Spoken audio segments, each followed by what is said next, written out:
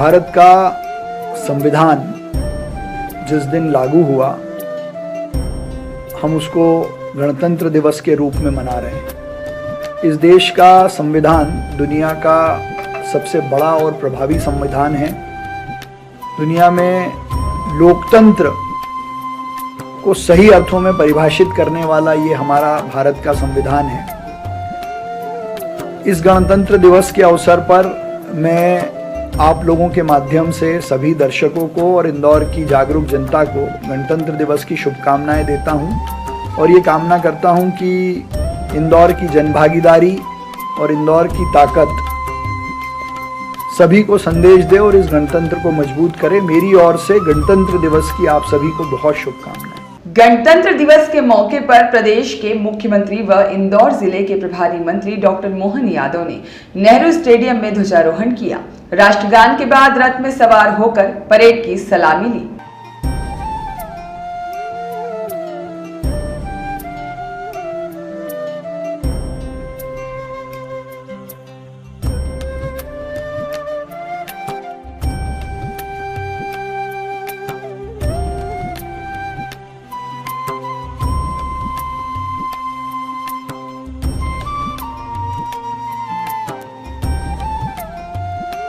आज पूरे भारतवर्ष में गणतंत्र दिवस बड़े हर्षोल्लास और धूमधाम के साथ मनाया जा रहा है। इंदौर के नेहरू स्टेडियम में आयोजित गणतंत्र दिवस के मुख्य कार्यक्रम में मध्य प्रदेश शासन के मुख्यमंत्री डॉक्टर मोहन यादव के द्वारा ध्वजारोहण किया गया और इसके बाद खुली जीप में सवार होकर डॉक्टर मोहन यादव ने परेड की सलामी ली। इस समारोह में विभिन्न तरह की झांकियां भी निकाली गई। यह झांकियां मध्य प्रदेश की उपलब्धियों, योजनाओं और विभिन्न कार्यक्रमों पर आधारित रही। देशभक्ति से जुड़े तरानों के बीच सांस्कृतिक प्रस्तुतियों ने सभी को देशभक्ति की भावना से ओत-प्रोत कर दिया। प्रदेशवासियों को संबोधित करते हुए मुख्यमंत्री डॉक्टर मोहन यादव ने प्रदेशवासियों को गणतंत्र दिवस के राष्ट्रीय पर्व की बधाई और शुभकामनाएं दी। मुख्यमंत्री ने राज्य की उपलब्धियां और भविष्य की योजनाओं का उल्लेख किया। सीएम ने कहा कि मध्य प्रदेश कई केंद्रीय योजनाओं के क्रियान्वयन में अग्रणी है और इन योजनाओं में पीएम स्वनिधि, प्रधानमंत्री ग्राम सड़क, पीएम आवास, प्रधानमंत्री मातृ वंदना, स्वामित्व और आयुष्मान भारत और मछुआ क्रेडिट कार्ड, नशा मुक्त भारत अभियान और कृषि अवसंरचना निधि शामिल हैं। प्रधानमंत्री आदर्श ग्राम योजना, राष्ट्रीय आजीविका मिशन में भी मध्य प्रदेश लगातार अग्रणी है।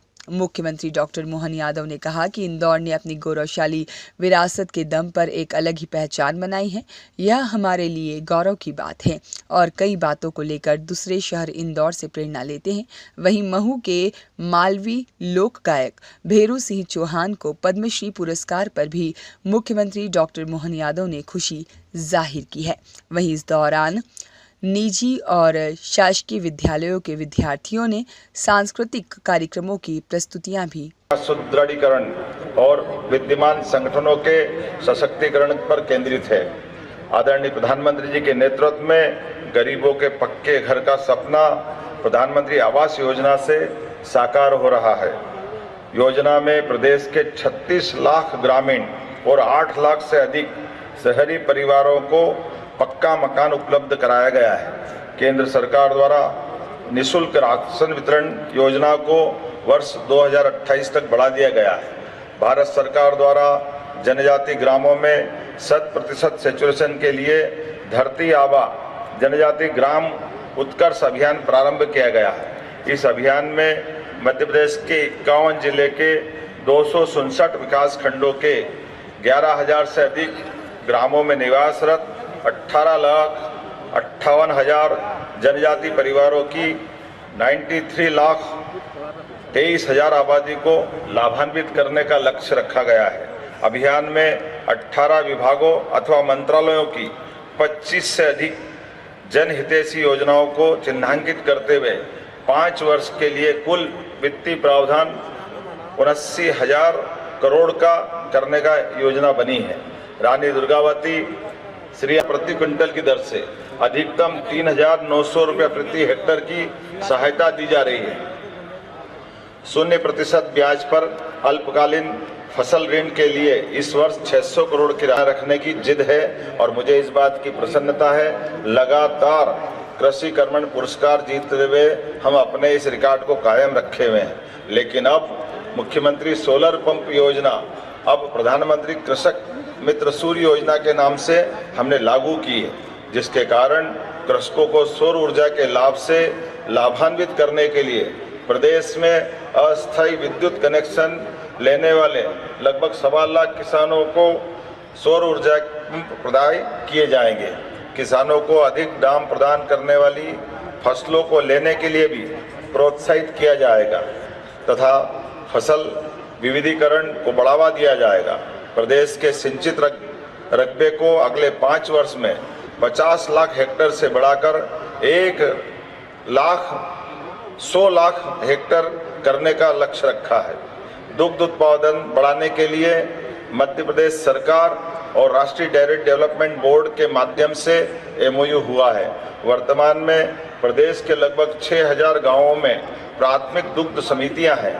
प्रदेश के समस्त गांवों के लिए दुग्ध समितियों को गठन करने का लक्ष्य हमारी सरकार ने रखा है। सांची ब्रांड को और मजबूत किया जा रहा है। मध्य प्रदेश में देश के कुल दूध उत्पादन को बढ़ाकर 20% तक करने का भी हमारी सरकार ने लक्ष्य रखा है। सरकार का प्रयास मध्य प्रदेश को देश की डेयरी कैपिटल बनाना है। राष्ट्रीय डेयरी विकास बोर्ड के अनुबंध से राज्य के पशुपालन एवं डेयरी विभाग के माध्यम से सहकारी प्रणाली भी सशक्त होगी। प्रदेश के सभी जिलों में गौशालाओं का सुचारू संचालन होगा। प्रदेश के बड़े नगरों में आधुनिक गौशालाओं का निर्माण किया जाएगा। यशस्वी प्रधानमंत्री श्रीमान नरेंद्र मोदी जी के द्वारा ग्वालियर में 10,000 से अधिक गायों की एक सक्षम आधुनिक आत्मनिर्भर गौशाला का प्रारंभ हम करा चुके हैं। धीरे धीरे करके हमारे राज्य के बड़े नगर निगमों में इंदौर, भोपाल, उज्जैन, जबलपुर इत्यादि स्थानों पर भी इसी प्रकार की गौशालाएं बनाने का निर्णय हमारी सरकार के द्वारा करवाया गया है। हमारी सरकार के द्वारा किया गया है। नारी सशक्तिकरण मिशन का लक्ष्य महिलाओं को आत्मनिर्भर बनाने के साथ उन्हें आर्थिक, सामाजिक, शैक्षणिक रूप से सशक्त बनाना है। मिशन के माध्यम से महिलाओं और बालिकाओं की शिक्षा, स्वास्थ्य, पोषण, आर्थिक विकास के साथ ही उनकी सुरक्षा एवं उन तक विभिन्न सरकारी सेवाओं की पहुंच सुनिश्चित करना है। मध्य प्रदेश सरकार ने शासकीय सेवाओं में महिलाओं को 35% आरक्षण देने का निर्णय किया है। प्रधानमंत्री मातृ वंदना योजना के क्रियान्वयन में भी प्रदेश राष्ट्रीय स्तर पर अग्रगण्य राज्य में शामिल हुआ है। योजना के प्रारंभ से अब तक 42 लाख महिलाओं को लाभान्वित किया है। जननी सुरक्षा योजना में वित्त वर्ष 2024 तक लगभग 6 लाख हितग्राहियों को 79 करोड़ रुपए की राशि का भुगतान किया गया है। लाडली बहना योजना में 1.25 लाख करोड़ से अधिक पात्र बहनों को योजना का लाभ अब तक दिलवाकर लगभग 30,765 करोड़ से अधिक की राशि का अंतरण किया गया है। प्रदेश में 90 लाख से अधिक महिलाओं को निःशुल्क गैस कनेक्शन प्रदान किए गए हैं। प्रदेश की 26 लाख लाडली बहनाओं को 450 रुपये गैस सिलेंडर की रिफिलिंग के लिए और 2024 में 715 करोड़ से अधिक की राशि का भी अंतरण किया गया है। प्रदेश में 1 लाख से अधिक लखपति दीदियां बनी हैं।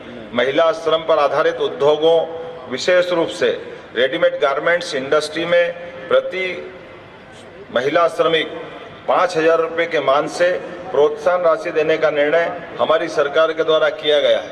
मंगल कामना बधाई मेरी, खास करके आज मैं पहली बार इंदौर में झंडा वंदन के लिए गणतंत्र दिवस पे आया था। मुझे इस बात का संतोष है, इंदौर ने अपनी गौरवशाली विरासत के बलबूते पर एक अलग पहचान बनाई है। हमारे प्रदेश के लिए गौरव की बात है। इंदौर जैसे नगर से कई सारे मामलों में पूरा प्रदेश और देश सीखता है। मेरी अपनी ओर से गणतंत्र दिवस के पावन अवसर पर आप सबको भी बधाई। तो महू में पद्मश्री का जो है, मुझे इस बात का संतोष है, यशस्वी प्रधानमंत्री ने पद्मश्री, पद्म भूषण, पद्म विभूषण ये जो बहुत गौरवान्वित करने वाले एक तरह से पदक भी हैं और ये गौरव और गरिमा के आधार पर प्रतिष्ठित नागरिकों को देश और दुनिया के सामने परिलक्षित करवाते हुए परिचय कराने का अभियान चलाया हुआ, जिसके माध्यम से भारत का लोकतंत्र गौरवान्वित होता है। ऐसे में अलग अलग क्षेत्र के इतने छोटे छोटे और अलग अलग प्रकार के लोगों को समाज में लाने का प्रयास किया है, जिसके माध्यम से लगता है कि हाँ, हमारे जनतंत्र की जड़ें कितनी गहरी है। और ऐसी प्रतिभाओं को सामने लाने का जो अभियान है, उसमें कई सारी स्वनाम धन्य ऐसी हस्तियों को गौरवान्वित किया। मध्य प्रदेश की भी मैं माननीय प्रधानमंत्री जी को धन्यवाद देना चाहूँगा, जिन इस अभियान का हिस्सा हम सब बने। ब्यूरो रिपोर्ट, सत्याग्रह न्यूज, मध्य प्रदेश।